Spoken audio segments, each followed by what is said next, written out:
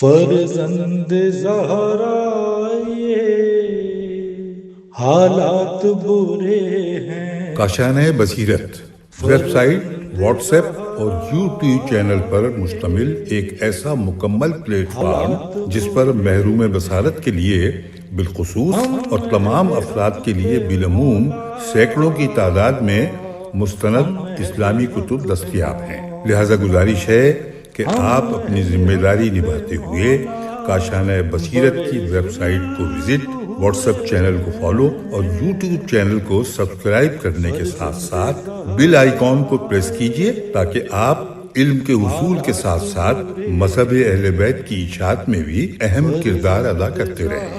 کاشانۂ بصیرت۔ حالات برے ہیں۔ السلام علیکم ورحمۃ اللہ وبرکاتہ۔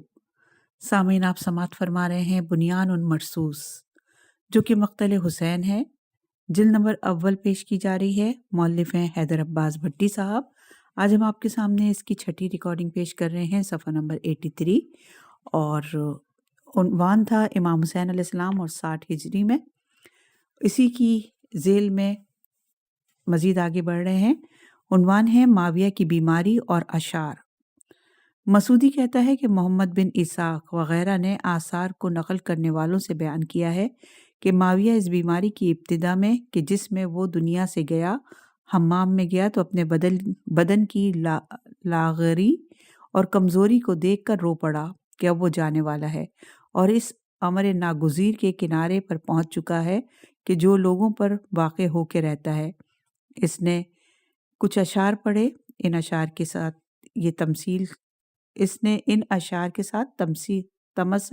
تمثیلاً کہا: میں دیکھ رہا ہوں کہ زمانے نے میرے توڑ پھوڑ کرنے میں جلدی کی ہے، میرا کچھ حصہ لے لیا اور کچھ چھوڑ دیا ہے، میرے طول و عرض کے جھکاؤ نے مجھے بٹھا دیا ہے، بعد اس کے کہ طویل زمانے تک کھڑا رہا۔ جب اس کی موت قریب ہوئی اور دنیا سے جدا ہونے کا وقت آیا اور اس کی بیماری شدت پکڑ گئی اور صحت یابی سے نا امید ہو گیا۔ اور یہ روایت ہے نفس المحموم، صفحہ نمبر 55 پر۔ صفحہ نمبر 83 ہے، عنوان ہے معاویہ کی وصیت۔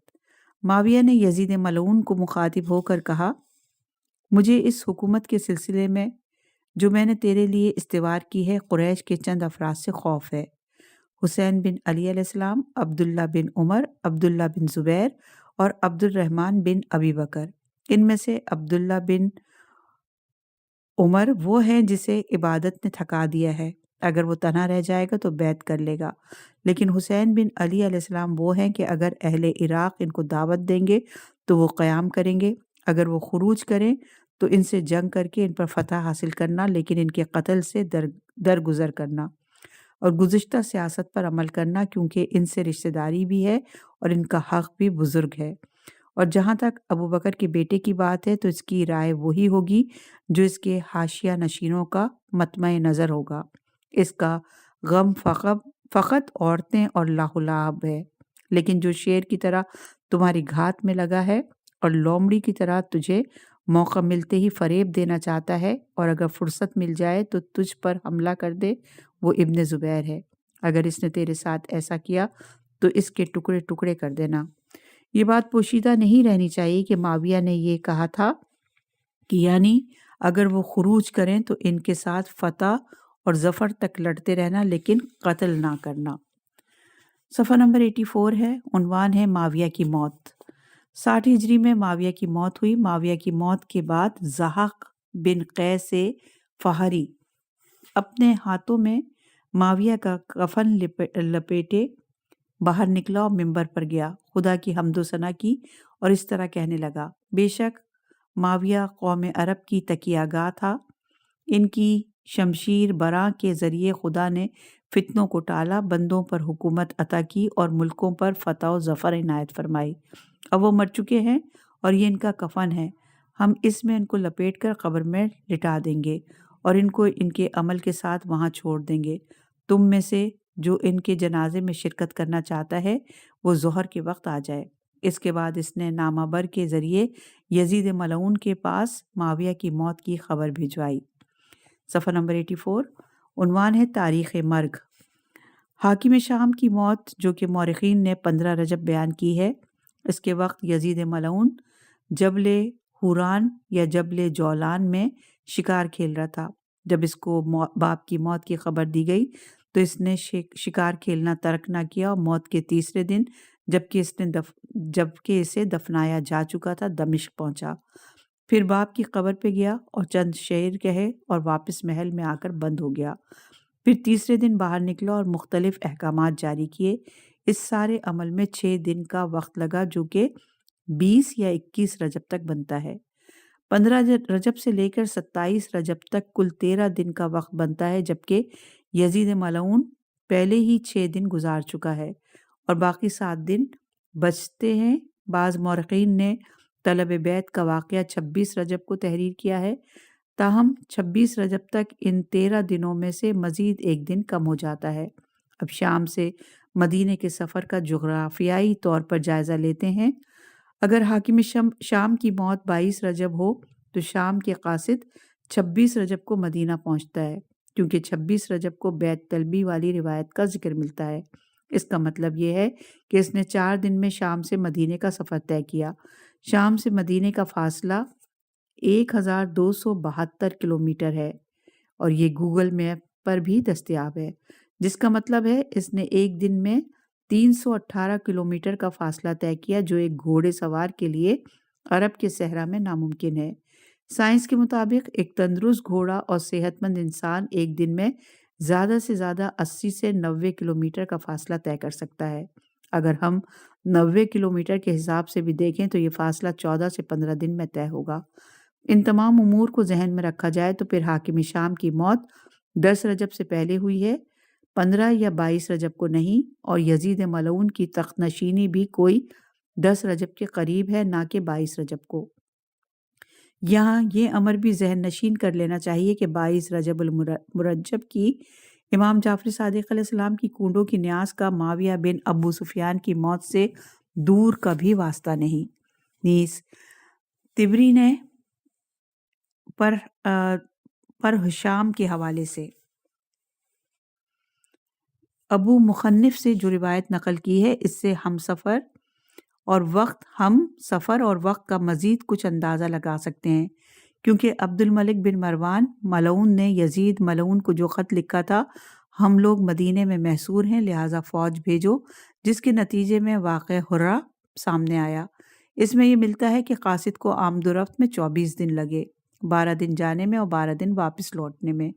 اس وقت یہ قاصد کہتا ہے کہ اتنے دنوں کے بعد میں فلاں وقت عبد الملک بن مروان ملعون کے پاس پہنچا۔ اس کے علاوہ طبری کے دوسرے بیان سے بھی کچھ اندازہ لگتا ہے، کیونکہ طبری نے واقدی کے حوالے سے نقل کیا ہے کہ یزید ملعون 14 ربیع الاول 64 ہجری کو واصل جہنم ہوا اور مدینے میں اس کی خبر مرگ ربیع الثانی کے شروع میں موصول ہوئی۔ دوبارہ پڑھتے ہیں اس جملے کو۔ 14 ربیع الاول 64 ہجری کو واصل جہنم ہوا اور مدینے میں اس کی خبر مرگ ربیع الثانی کے شروع میں موصول ہوئی۔ اس کا مطلب ہوا کہ یزید کی ہلاکت کی خبر 16 دنوں بعد ملی۔ صفحہ نمبر 85، عنوان ہے یزید ملعون کا خط ولید ملعون کے نام۔ یزید ملعون نے ماہ رجب میں حکومت کی باغ ڈور سنبھالی۔ اس وقت مدینہ کا حاکم ولید بن عتبہ بن ابو سفیان، مکہ کا حاکم عمر بن سعید بن عاص، کوفے کا حاکم نعمان بن بشیر انصاری اور بصرے کا گورنر عبید اللہ بن زیاد ملعون تھا۔ لیکن یزید ملعون نے جب حکومت سنبھالی تو اس کا سارا مقصد یہ تھا کہ ان لوگوں سے بیعت حاصل کرے جنہوں نے اس کے باپ معاویہ کی درخواست کو یزید ملعون کی بیعت کے سلسلے میں ٹھکرا دیا تھا، اور کسی طرح بھی یزید ملعون کی بیعت کے سلسلے میں اپنا ہاتھ دینا نہیں چاہتے تھے۔ لہٰذا آسودہ خاطر ہونے کے لیے اس نے مدینے کے حاکم ولید ملعون کو ایک خط غلام زریق کے ذریعے روانہ کیا، جس میں لکھا: یزید ملعون امیر المومنین کی طرف سے ولید بن عتبہ کے نام۔ اما بعد، حقیقت یہ ہے کہ معاویہ خدا کے بندوں میں سے ایک بندہ تھا جس کو خدا نے مورد احترام اور اکرام قرار دیا اور خلافت اور اقتدار عطا فرمایا اور بہت سارے امکانات دیے۔ ان کی زندگی کی جتنی مدت تھی انہوں نے اچھی زندگی بسر کی، اور جب وقت آ گیا تو دنیا چھوڑ کر چلے گئے۔ خدا ان کو اپنی رحمت سے قریب کرے۔ انہوں نے بڑی اچھی زندگی بسر کی اور نیکی اور شائستگی کے ساتھ دنیا سے گزر گئے۔ والسلام۔ پھر ایک دوسرے کاغذ پر جو چوہے کے کان کی طرح تھا یہ جملے لکھے: جیسے ہی تم کو میرا خط ملے ویسے ہی حسین بن علی علیہ السلام اور عبداللہ بن زبیر کو حاضر کرو اور ان دونوں سے بیعت حاصل کرو۔ اگر انکار کریں تو ان کی گردن اڑا دو اور ان کے سر میرے پاس بھیج دو۔ لوگوں سے بھی بیعت لو اور انکار کرنے پر ان کے ساتھ بتائے ہوئے حکم پر عمل کرو، وہی جو حسین بن علی علیہ السلام اور عبداللہ بن زبیر کے بارے میں بتایا ہے۔ والسلام۔ یزید کا یہ خط ولید کو 26 رجب شب جمعہ کو موصول ہوا تھا۔ ولید صفحہ نمبر 86۔ عنوان ہے: ولید ملعون کا مروان بن حکم ملعون سے مشورہ۔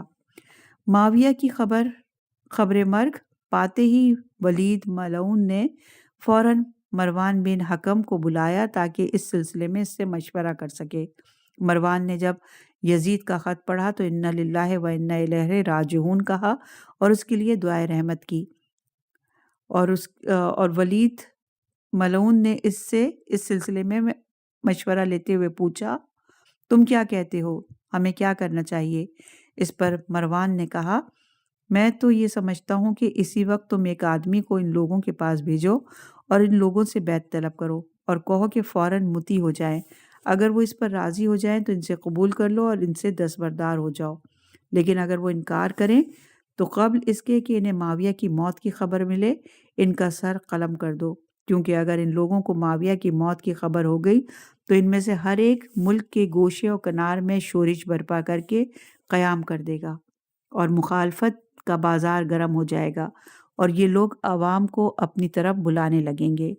اور یہ روایت ہے نفس المحموم انسائکلوپیڈیا امام حسین علیہ السلام، جلد نمبر 2 صفحہ نمبر 614، تاریخ طبری جلد نمبر 5 صفحہ نمبر 338، الکامل فی التاریخ جلد نمبر 2 صفحہ نمبر 529، ابن کثیر جلد نمبر 8 صفحہ نمبر 247۔ راوی کہتا ہے ولید بن عتبہ ملعون نے لمحے بھر کے لیے اپنی گردن زمین کی طرف جھکائی، پھر سر اٹھایا اور کہا: اے کاش ولید تو پیدا ہی نہ ہوا ہوتا، تیرا نام و نشان ہی نہ ہوتا۔ پھر اس کی آنکھوں سے آنسو نکلے۔ اس وقت اسے اللہ کے دشمن مروان ملعون نے کہا: اے امیر تجھے کیا ہے، تو کیوں پریشان ہو رہا ہے؟ میں نے جو بات تجھے کہی ہے اس سے مغزون نہ ہو۔ یہ دیکھ آل ابو تراب ہمیشہ سے ہمارے دشمن رہے ہیں، یہ وہی لوگ ہیں جنہوں نے خلیفہ عثمان کو قتل کیا تھا۔ پھر یہ امیر المومنین سے جنگ کر کے نکل پڑے۔ اے امیر، اگر تم نے حسین بن علی کا جلد فیصلہ نہ کیا تو یزید کے سامنے تیری قدر و منزلت ختم ہو کر رہ جائے گی۔ ولید ملعون نے کہا: جانے دو مروان، تیری اس گفتگو پر بھی افسوس ہے۔ ابن فاطمہ سلام اللہ علیہ کے بارے میں ایسی بات مت کر جو ان کے شان کے خلاف ہو۔ ان کی شان کے مطابق گفتگو کر، وہ انبیاء کی اولاد کے باقیات میں سے ہیں۔ اور یہ روایت بھی انسائکلوپیڈیا امام حسین علیہ السلام جلد نمبر 2 صفحہ نمبر 618، الفتوح جلد نمبر 5 صفحہ نمبر 10، مقتل خوارزمی جلد نمبر 1 صفحہ نمبر 180 پر ہے۔ مروان ملعون نے کہا: جب تک عبداللہ بن عمر اور عبد الرحمن بن ابی بکر کا معاملہ ہے تو ان سے بے خوف رہیں، انہیں حکومت کی کوئی غرض نہیں، لیکن حسین بن علی علیہ السلام اور عبداللہ بن زبیر سے خوف ہے، انہیں اس وقت اپنے پاس بلاؤ، اگر وہ بیعت کر لیں تو ٹھیک، ورنہ ان دونوں کو قتل کر دو اس سے پہلے کہ معاویہ کی موت کی خبر عام ہو، ورنہ ان دونوں میں سے کوئی ایک کھڑا ہو جائے گا اور مخالفت پر کمر بستہ ہو جائے گا۔ یہ روایت ہے اخبار الطوال صفحہ نمبر 227، تذکرۃ الخواص صفحہ نمبر 235، مناقب ابن عاشوب جلد نمبر 4 صفحہ نمبر 88 پر۔ صفحہ نمبر 87، عنوان ہے ولید ملعون کا قاصد۔ مروان کی بات سنتے ہی ولید نے عبداللہ بن عمرو بن عثمان خلیفہ سوم کو، جو ایک نوجوان تھا، امام حسین علیہ السلام اور عبداللہ بن زبیر کی طرف روانہ کیا۔ اس نے تلاش کرنے کے بعد دونوں لوگوں کو مسجد میں بیٹھا ہوا پایا۔ وہ ان دونوں کے پاس گیا اور ان کو ایسے وقت میں ولید ملعون کے دربار میں بلایا کہ نہ تو وہ وقت ولید ملعون کے عام جلسے کا تھا اور نہ ہی ولید ملعون کے پاس اس وقت جایا جا سکتا تھا۔ قاصد نے کہا آپ دونوں کو امیر نے بلایا ہے۔ اس پر ان دونوں نے جواب دیا تم جاؤ ہم ابھی آتے ہیں۔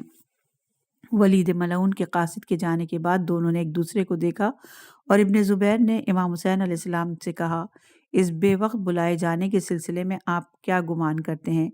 امام حسین علیہ السلام نے جواب دیا میں تو یہ سمجھتا ہوں کہ اس کا سرکش حاکم ہلاک ہو چکا ہے، لہٰذا ولید نے قاصد کو بھیجا تاکہ لوگوں کے درمیان خبر پھیلانے سے پہلے ہی ہم سے بیعت لے لی جائے۔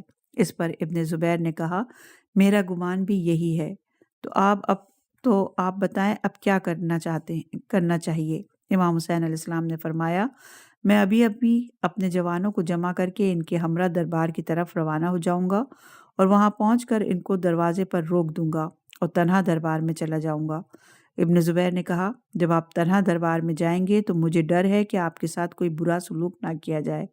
امام حسین علیہ السلام نے فرمایا تم فکر مت کرو، میں ان کے ہر حربے سے بے خوف ہو کر ان سے مقاومت کی قدرت رکھتا ہوں۔ روایت کا جملہ ہے کہ ولید ملعون نے اسے ان دونوں کی طرف بلانے کے لیے بھیجا۔ قاصد نے تلاش کرتے ہوئے ان دونوں کو مسجد میں پایا تو کہنے لگا امیر نے تم دونوں کو بلایا ہے۔ اس پر ان دونوں نے کہا تم چلو ہم ابھی آتے ہیں۔ اس کا مطلب یہ ہوا کہ دونوں کو ایک ہی وقت میں بلایا گیا تھا۔ ابن زبیر سے ایک دوسری خبر میں روایت ہے کہ اس نے کہا ہم ابھی آتے ہیں، لیکن وہ وہاں سے اٹھ کر اپنے گھر گیا اور چھپ گیا۔ ولید ملعون نے پھر دوبارہ قاصد کو بھیجا تو اسے اپنے ساتھیوں کے درمیان پایا۔ اس نے مسلسل 3 یا 4 بار قاصدوں کو بھیج کر بے حد اصرار کیا تو اس پر ابن زبیر نے کہا اتنی جلدی نہ کرو، تھوڑی سی مہلت دو، میں بس آ ہی رہا ہوں۔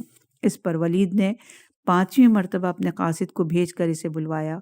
وہ سب آ کر ابن زبیر کو برا بھلا کہنے لگے اور چیخ کر بولے اے کاہلہ کے بیٹے، تو فوراً امیر کے پاس آ جا ورنہ وہ تیرا سر کاٹ دے گا۔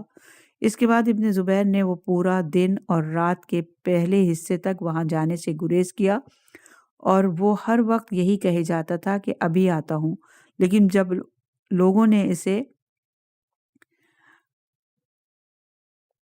لوگوں نے بہت اصرار کیا تو وہ بولا خدا کی قسم میں اتنے قاصدوں کی آمد سے پریشان ہو گیا ہوں اور اس طرح پے در پہ لوگوں نے میرا جینا حرام کر دیا ہے، لہٰذا تم لوگ اتنی جلدی نہ کرو تاکہ میں امیر کے پاس ایک ایسے شخص کو بھیجوں جو ان کا منشا اور حکم معلوم کرائے۔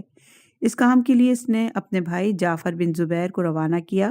جعفر بن زبیر نے وہاں جا کر کہا رحمک اللہ آپ پر رحم کرے، آپ عبداللہ سے دستبردار ہو جائیے۔ آپ نے قاصدوں کو بھیج کر ان کا کھانا پینا حرام کر دیا ہے، ان کا کلیجہ منہ کو آ رہا ہے، انشاءاللہ وہ کل خود آ جائیں گے۔ آپ اپنے قاصد کو لوٹا لیجئے اور اس سے کہیے کہ ہم سے منصرف ہو جائے۔ اس پر حاکم نے شام کے وقت وہاں سے لوگوں کو ہٹا لیا اور ابن زبیر راتوں رات مدینے سے نکل گیا۔ گزشتہ سطروں میں ہم آپ کی گوش گزار کریں گے اور یہ ظاہر ہوتا ہے کہ ولید کا قاصد صبح میں آیا تھا، لیکن واضح طور پر ذکر ہے کہ سارے امور صبح میں انجام پائے، کیونکہ عبارت کا یہ جملہ ہے کہ اول وقت۔ اس کے بعد ابن زبیر دن بھر اور رات کے پہلے حصے تک تھما رہا، چونکہ امام علیہ السلام اور ابن زبیر کو ایک ہی ساتھ بلایا گیا تھا، لہٰذا امام علیہ السلام کو بلائے جانے کا وقت بھی وقت صبح ہی ہوگا۔ نیز روایت میں یہ جملہ موجود ہے کہ ان لوگوں کو شام کے وقت اور شب کے پہلے حصے میں پھر بلوایا گیا۔ اس جملے سے بعض لوگوں نے یہ سمجھا کہ امام علیہ السلام کو عصر کے وقت بلایا گیا تھا، لیکن یہ ایک وہم ہے۔ حقیقت تو یہ ہے کہ اس جملے میں جو ایک کلمہ موجود ہے وہ اس کی نفی کرتا ہے، کیونکہ فَلَہْوَ عَلَیْہِمَا میں الہا اصرار کے معنی میں استعمال ہوا ہے۔ اس کا مطلب یہ ہوا کہ پہلے صبح کے وقت بلایا گیا، پھر اصرار اور تکرار دعوت میں شام سے رات ہو گئی۔ خود یہ عبارت اس بات کو بیان کرتی ہے کہ یہ دعوت دن میں تھی، رات میں نہیں۔ ابو مخنف نے عبد الملک بن نوفل بن سماحق بن مخرمہ سے اور انہوں نے ابو سعید مخبری سے نقل کیا ہے کہ ہم نے امام حسین علیہ السلام کو مسجد نبوی میں داخل ہوتے ہوئے دیکھا، ابھی 2 دن بھی نہ گزرے تھے کہ معلوم ہوا کہ آپ مکہ روانہ ہو گئے۔ اور یہ روایت ہے تبری جلد نمبر 5۔ اس مطلب کی تائید ایک دوسری روایت بھی کرتی ہے، کیونکہ اس روایت سے یہ استفادہ ہوتا ہے کہ ابن زبیر اپنے گھر میں چھپ کر اپنے چاہنے والوں کے درمیان پناہ گزین ہو گیا تھا۔ اس کے بعد پورے دن اور رات کے پہلے حصے تک ٹھہرا رہا، لیکن پچھلے پہر وہ مدینہ سے باہر نکل گیا۔ جب صبح ہوئی اور ولید ملعون نے پھر آدمی کو بھیجا تو معلوم ہوا کہ وہ نکل چکا ہے۔ اس پر ولید ملعون نے 80 گھوڑ سواروں کو ابن زبیر کے پیچھے دوڑایا، لیکن کوئی بھی اس کی گرد بھی نہ پا سکا۔ سب کے سب لوٹ آئے اور ایک دوسرے کو سست کہنے لگے، یہاں تک کہ شام ہو گئی اور یہ دوسرا دن تھا۔ پھر ان لوگوں نے شام کے وقت قاصد کو امام حسین علیہ السلام کے پاس بھیجا تو امام علیہ السلام نے فرمایا، ذرا صبح تو ہو لینے دو، پھر تم بھی دیکھ لینا، ہم بھی دیکھ لیں گے۔ اس پر ان لوگوں نے اس شب امام علیہ السلام سے کچھ نہ کہا اور اپنی بات پر اصرار نہ کیا۔ پھر امام علیہ السلام اسی شب تڑکے نکل گئے۔ یہ یکشنبہ کی شب تھی اور رجب کے 2 دن باقی تھے۔ اور یہ روایت تبری جلد نمبر 5 اور مختل ابی مخنف۔ ان تمام باتوں سے یہ نتیجہ نکلتا ہے کہ ابن زبیر حاکم وقت کی طرف سے بلائے جانے کے بعد دن بھر ہی مدینے میں رہا اور راتوں رات نکل بھاگا، اور امام علیہ السلام 2 دن رہے اور تیسرے دن نکل گئے۔ چونکہ امام علیہ السلام نے شب یکشنبہ مدینے سے کوچ کیا، اس کا مطلب یہ ہوا کہ روز جمعہ اور شب شنبہ اور روز شنبہ آپ مدینہ میں رہے، اور یہ بلاوا جمعے کے دن بالکل سویرے سویرے تھا۔ اس بنیاد پر روایت کا یہ جملہ ہے کہ ایسے وقت میں بلایا تھا جس وقت وہ عوام سے نہیں ملا کرتا تھا، قابل تفہیم ہوگا۔ ابن زبیر اور امام علیہ السلام جمعے کے دن صبح صبح مسجد میں موجود تھے، شاید نماز صبح کے بعد کا وقت تھا۔ مخبری کے حوالے سے ابو مخنف کی روایت کے مطابق امام حسین علیہ السلام ولید کے دربار سے لوٹنے کے بعد اپنے 2 بھروسہ مند ساتھیوں کے ساتھ مسجد میں داخل ہوئے، جن کے ہمراہ آپ ولید ملعون کے دربار میں گئے تھے۔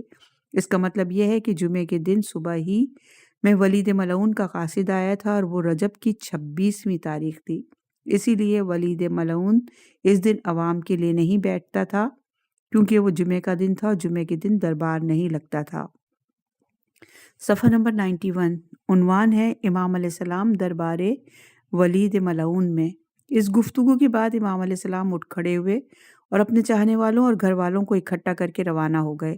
امام علیہ السلام نے اپنے خاندان کے 30 افراد کو حکم دیا کہ وہ مسلح ہو کر ان کے ساتھ دربار تک چلیں۔ دربار ولید کے دروازے تک پہنچ کر اپنے اصحاب سے فرمایا، میں اندر جا رہا ہوں، اگر میں بلاؤں یا اس کی آواز بلند ہو تو تم سب کے سب ٹوٹ پڑنا، ورنہ یہیں پر ٹھہرے رہنا یہاں تک کہ میں خود آ جاؤں۔ صاحب الفتوح لکھتے ہیں، فرزند رسول اپنے خانہ اقدس پر تشریف لے گئے۔ آپ علیہ السلام نے پانی منگوایا، خاص لباس زیب تن کیا، وضو کیا، 2 رکعت نماز ادا کی اور اپنے رب کے حضور دعا مانگی۔ جب آپ علیہ السلام نماز سے فارغ ہوئے تو اپنے جوانوں اور خادموں کی طرف پیغام بھیجا کہ وہ آ جائیں۔ جب وہ سب آ گئے تو آپ علیہ السلام نے فرمایا، تم سب ولید ملعون کے دروازے پر رہنا اور میں اکیلا اندر جاؤں گا۔ جب میری آواز کو بلند پانا اور میں تمہیں اندر بلاؤں تو بغیر اجازت کے اندر چلے آنا، اپنی تلواریں سونت لینا، لیکن جلدی نہ کرنا۔ اگر تم وہاں کوئی ناپسندیدہ امر دیکھو اور کوئی میرے قتل کا ارادہ کرے تو اسے قتل کر دینا۔ اس کے بعد آپ علیہ السلام گھر سے باہر تشریف لائے۔ آپ کے ہاتھ میں رسول اللہ کا عصا تھا۔ اور یہ روایت ہے الفتوح جلد نمبر 5 صفحہ نمبر 12، مختل خوارزمی جلد نمبر 1 صفحہ نمبر 182، انسائکلوپیڈیا امام حسین علیہ السلام جلد نمبر 2 صفحہ نمبر 632 میں۔ اس کے بعد امام علیہ السلام دربار میں داخل ہوئے، وہاں پر مروان ملعون کو بیٹھا ہوا پایا۔ امام علیہ السلام آ کر اپنی جگہ پر بیٹھ گئے۔ ولید ملعون نے معاویہ کی خبر مرگ دیتے ہی فوراً اس خط کو پڑھ دیا اور آپ سے بیعت طلب کرنے لگا۔ امام علیہ السلام نے فرمایا، انا للہ و انا الیہ راجعون، تم نے جو بیعت کے سلسلے میں سوال کیا ہے تو میرے جیسے آدمی تو خاموشی سے بیعت نہیں کر سکتا۔ میں نہیں سمجھتا کہ تم لوگوں میں اعلان عام کے لیے بغیر مجھ سے خاموشی سے بیعت لینا چاہو گے۔ ولید ملعون نے کہا ہاں یہ صحیح ہے۔ امام علیہ السلام نے کہا تو ٹھیک ہے، جب باہر نکل کر لوگوں کو بیعت کے لیے بلاؤ گے تو ہمیں بھی دعوت دینا تاکہ کام ایک بار ہو جائے۔ امام علیہ السلام کے سلسلے میں ولید ملعون عافیت کو پسند کر رہا تھا، لہٰذا کہنے لگا ٹھیک ہے، اللہ کا نام لے کر آپ چلے جائیں، جب ہم لوگوں کو بلائیں گے تو آپ کو بھی دعوت دیں گے۔ لیکن مروان ملعون ولید ملعون سے فوراً کہنے لگا خدا کی قسم اگر یہ ابھی چلے گئے اور بیعت نہ کی تو پھر ایسا موقع کبھی بھی ہاتھ نہیں لگے گا، یہاں تک کہ دونوں گروہوں کے درمیان زبردست جنگ ہو۔ تم اسی وقت اس مرد کو قید کر لو اور بیعت کیے بغیر جانے نہ دو یا گردن اڑا دو۔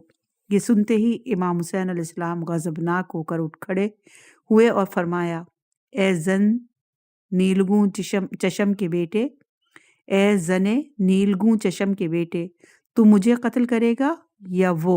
خدا کی قسم تو جھوٹا ہے اور بڑے دھوکے میں ہے۔ اور یہ روایت ہے الارشاد جلد نمبر 2 صفحہ نمبر 33، روضۃ الوائزین صفحہ نمبر 189، اعلام الورا جلد نمبر 1 صفحہ نمبر 434، بہار الانوار جلد نمبر 44 صفحہ نمبر 324 پر۔ یہی روایت باقی کتب میں بھی درج ہے۔ اس کے بعد امام علیہ السلام نے ولید ملعون سے مخاطب ہو کر کہا اے ولید، ہم خاندان نبوت ہیں، ہم رسالت کی کان ہیں، ہمارا خاندان فرشتوں کی آمد و رفت کی آماجگاہ ہے اور رحمت خدا کے نزول کی جگہ ہے۔ خداوند عالم نے ہمارے خاندان کے لیے اسلام کی ابتدا فرمائی اور آخر تک یہ اسلام ہمارے ہی خاندان کے ذریعے ترقی کی منازل طے کرے گا۔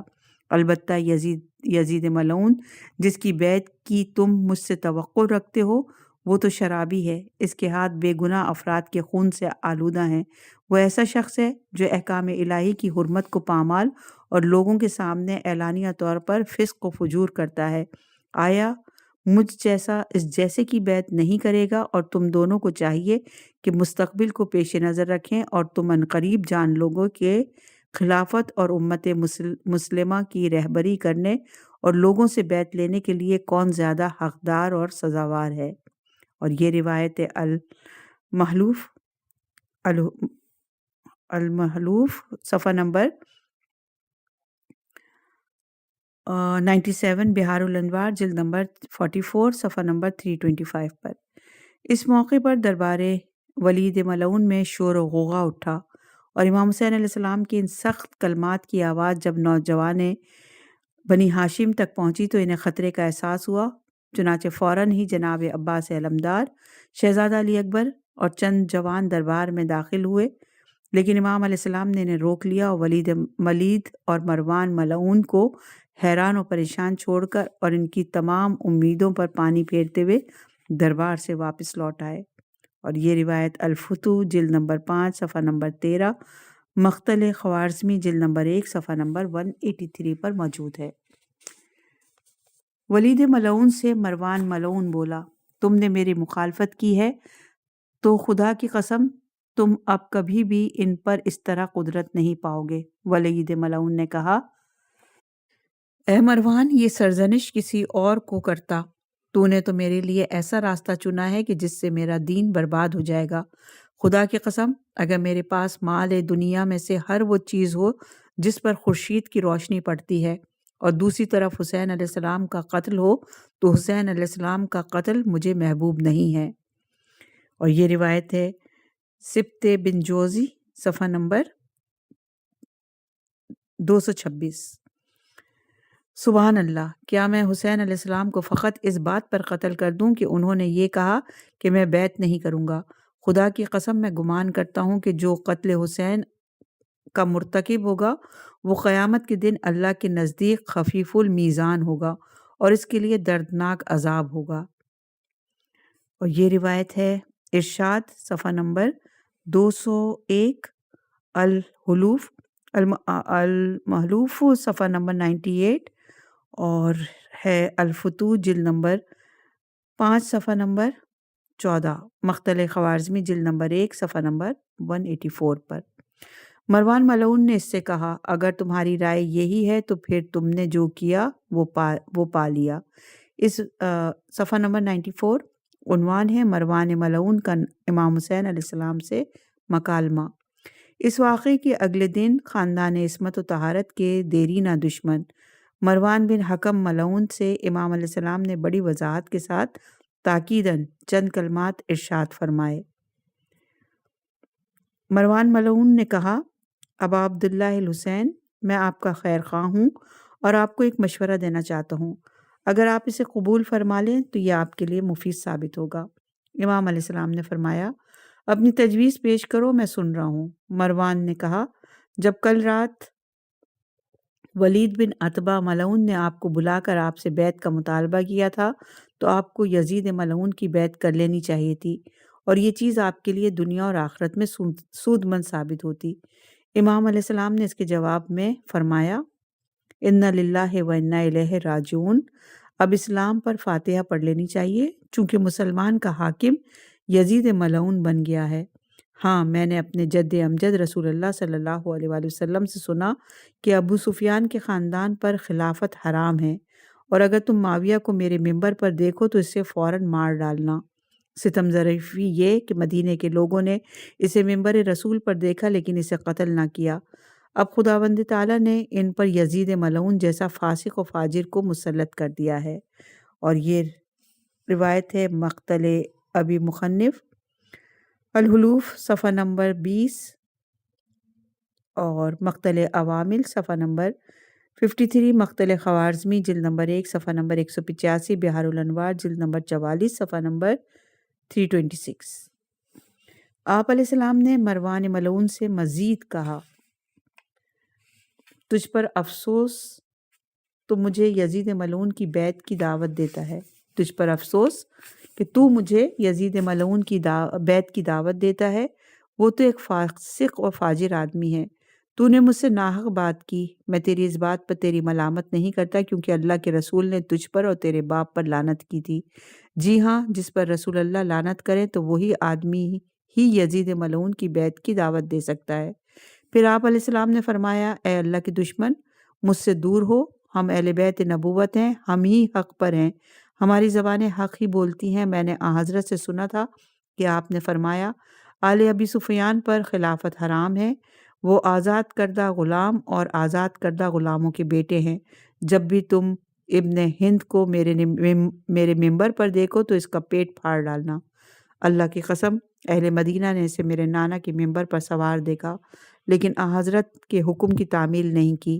اللہ رب العزت نے اب اس کے بیٹے یزید ملعون کے ذریعے انہیں آزمائش میں ڈال دیا ہے، اللہ اس کے آگ کے عذاب کو دگنا کر دے گا۔ یہ سن کر مروان شدید غصے میں آ گیا اور کہا، اللہ کی قسم، تم مجھ سے جدا نہ ہوں گے یا پھر یزید ملعون کی اطاعت کرو گے۔ تم آل ابو تراب گفتگو زوردار طریقے سے کرتے ہو، تمہارے دلوں میں آل ابو سفیان کے لیے بغض کوٹ کوٹ کر بھرا ہوا ہے، حق بنتا ہے کہ تم لوگوں سے بغض رکھا جائے۔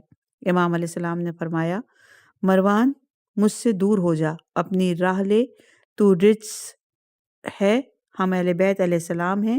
اللہ نے اپنے نبی صلی اللہ علیہ وآلہ وسلم پر آیت تطہیر نازل فرمائی ہے۔ مروان ملعون کی زبان کو تالا لگ گیا۔ امام حسین علیہ السلام نے مزید کہا، یا ابن زرقہ، تو رسول اللہ کے نزدیک ایک ناپسندیدہ شخصیت ہے۔ کل جب تو بارگاہ رب میں قدم رکھو گے تو میرے نانا تجھ سے میرے حق اور یزید ملعون کے حق کے بارے میں سوال کریں گے۔ یہ سن کر مروان ملعون چلا گیا اور ولید ملعون کو سارا قصہ سنایا۔ اور یہ روایت ہے الفتوح جلد نمبر 5 صفحہ نمبر 14، انسائکلوپیڈیا امام حسین علیہ السلام جلد نمبر 2 صفحہ نمبر 655، مقتل خوارزمی جلد نمبر 1 صفحہ نمبر 184 پر۔ صفحہ نمبر 97، ولید ملعون کا یزید ملعون کے نام خط۔ امالی صدوق میں عبداللہ بن منصور سے روایت ہے کہ اس نے امام جعفر صادق علیہ السلام سے سنا اور انہوں نے اپنے والد گرامی سے اور انہوں نے اپنے والد بزرگوار سے سنا۔ جب ولید بن عتبہ ملعون نے امام حسین علیہ السلام کی یزید ملعون کے خلاف گفتگو سنی تو اس نے کاتب کو بلایا اور اس سے خط لکھوایا، اللہ کے نام سے شروع کرتا ہوں جو رحمان و رحیم ہے۔ یہ خط ولید بن عتبہ بن ابی سفیان نے اللہ کے بندے یزید ملعون کے نام جاری کیا ہے۔ اما بعد، حسین بن علی نہ تیری خلافت کو جائز سمجھتے ہیں اور نہ بیعت کو، اس معاملے میں ہم آپ کے حکم کے منتظر ہیں، والسلام۔ اور یہ روایت امالیہ شیخ صدوق میں ہے۔ صفحہ نمبر 97 ہے امام حسین علیہ السلام کی بنو ہاشم کو دعوت قیام۔ کربلا کا سفر شروع کرنے سے پہلے امام حسین علیہ السلام نے اپنے خاندان بنو ہاشم کو کچھ الفاظ میں اس طرح شہادت بخش انقلاب اور تحریک میں شرکت کی دعوت دی۔ بسم اللہ الرحمن الرحیم، شروع اللہ کے نام سے جو میں رحمان اور رحیم ہے۔ حسین بن علی ابن ابی طالب کی طرف سے بنو ہاشم کے نام۔ اما بعد، میں آپ میں سے جو شخص میرے ساتھ ملحق ہو گیا شہادت کی سعادت پائے گا، اور جو بھی سرپیچی کرے گا اسے فتح و ظفر نصیب نہیں ہوگی، والسلام۔ اور یہ روایت لہوف صفحہ نمبر 25، کامل زیارات صفحہ نمبر 75 پہ۔ صفحہ نمبر 97 ہے اور عنوان ہے اپنے پیاروں کی یاد میں امام علیہ السلام کے اشعار۔ اپنے پیاروں کو اور کچھ منافقین کی شرانگیزی کا ذکر کرتے ہوئے امام علیہ السلام نے چند اشعار پڑھے۔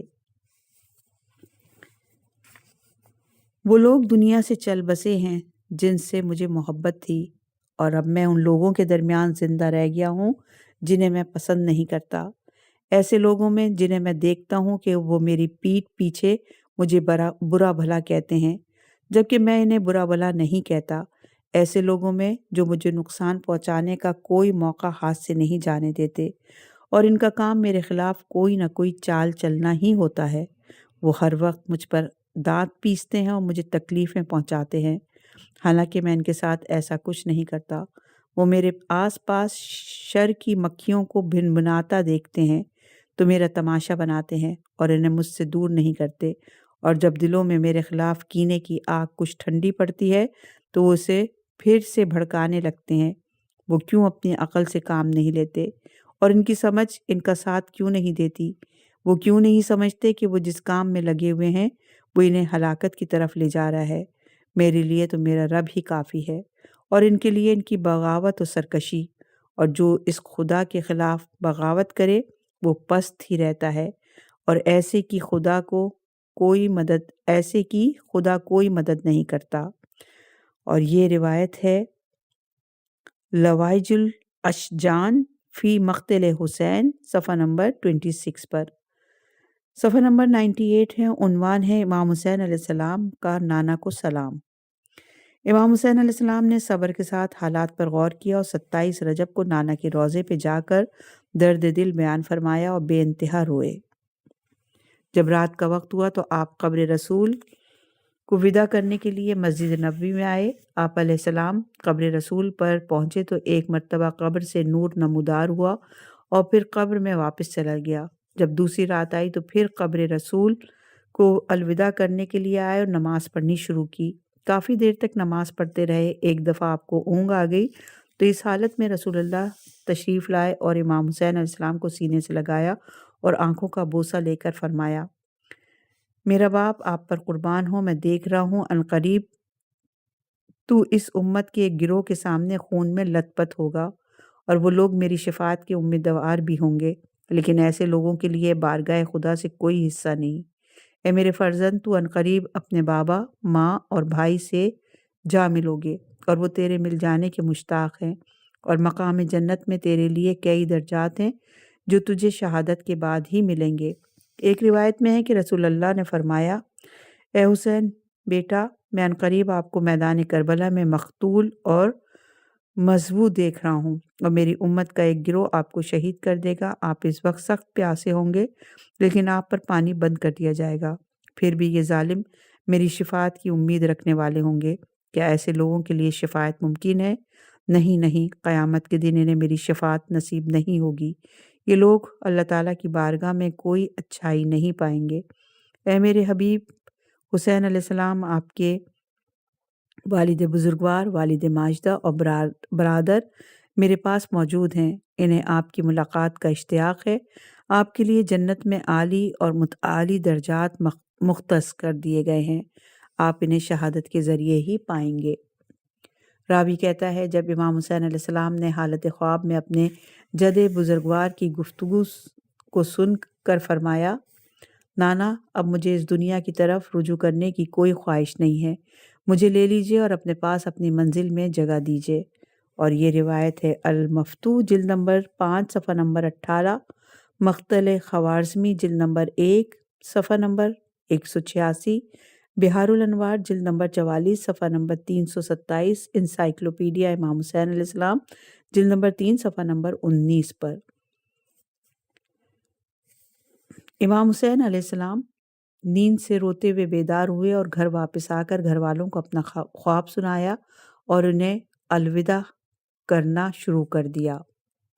یہ روایت موجود ہے امالی یہ شیخ صدوق مجلس نمبر 30 صفحہ نمبر 130 پر۔ یہاں میر انیس کے چند اشعار ہیں جو گوش گزار کرتے ہیں۔ ہے قبر پہ نانا کی مقدم مجھے جانا، کیا جانیے پھر ہو کہ نہ ہو شہر میں آنا، اماں کی ہے تربت پہ ابھی اشک بہانا، اس مرقد انور کو ہے آنکھوں سے لگانا، آخر تو لیے جاتی ہے تقدیر وطن سے، چلتے ہوئے ملنا ہے ابھی قبر حسن سے۔ دوسری دفعہ امام علیہ السلام نے نانا کی قبر پر سلام کرتے ہوئے فرمایا، اے رسول اللہ آپ پر میرا سلام ہو، میں حسین علیہ السلام آپ کا فرزند اور آپ کا نواسا ہوں، میں آپ کا وہ فرزند ہوں جسے امت کی ہدایت اور رہبری کے لیے آپ نے اپنا جانشین بنایا ہے۔ اے رسول اللہ آپ گواہ رہیے گا کہ انہوں نے مجھے بے یار و مددگار چھوڑ دیا ہے۔ اے رسول اللہ آپ پر میرا سلام ہو، میں حسین علیہ السلام آپ کا فرزند اور آپ کا نواسا ہوں، میں آپ کا وہ فرزند ہوں جسے امت کی ہدایت اور رہبری کے لیے آپ نے اپنا جانشین بنایا ہے۔ اے رسول اللہ آپ گواہ رہیے گا انہوں نے مجھے بے یار و مددگار چھوڑ دیا ہے اور میری حفاظت نہیں کی ہے، یہ آپ کی بارگاہ میں میری شکایت ہے یہاں تک کہ میں آ کر آپ سے مل جاؤں۔ اور یہ روایت ہے مقتل خوارزمی جلد نمبر 1 صفحہ نمبر 186، مقتل عوالم صفحہ نمبر 54، معالی سبتین جلد نمبر 1، الفتوح جلد نمبر 5 صفحہ نمبر 18، مناقب ابن عاشور جلد نمبر 4 صفحہ نمبر 88، بہار الانوار جلد نمبر 44 پر۔ پھر امام علیہ السلام نے فرمایا، اے رسول اللہ میرے والدین آپ پر قربان ہوں، میں بامر مجبوری آپ کے پڑوس کو چھوڑ رہا ہوں، ان لوگوں نے میرے اور آپ کے مابین جدائی ڈال دی ہے، کیونکہ یزید ملعون جو شرابی فاجر اور شریر انسان ہے کی بیعت نہیں کر سکتا، کیونکہ میں جانتا ہوں کہ اگر اس کی بیعت کر لوں تو کافر بنتا ہوں اور اگر انکار کرتا ہوں تو قتل کیا جاتا ہوں، میں آپ کا پڑوس انتہائی افسوس اور مجبوری کے ساتھ چھوڑ رہا ہوں، میرے آقا میرا آخری سلام۔ میر انیس فرماتے ہیں، پیدل شہ دین روضہ احمد کو صدارے، تربت سے صدا آئی کہ آ میرے پیارے، تعویذ سے شبیر لپٹ کر یہ پکارے، ملتا نہیں آرام نواسے کو تمہارے، خط کیا ہے اجل کا یہ پیغام آیا ہے نانا، آج آخری رخصت کو غلام آیا ہے نانا۔ اپنے بیان کو ہم یہیں روکتے ہیں اور انشاءاللہ اگلی ریکارڈنگ میں اسے مزید اس سلسلے کو آگے بڑھائیں گے۔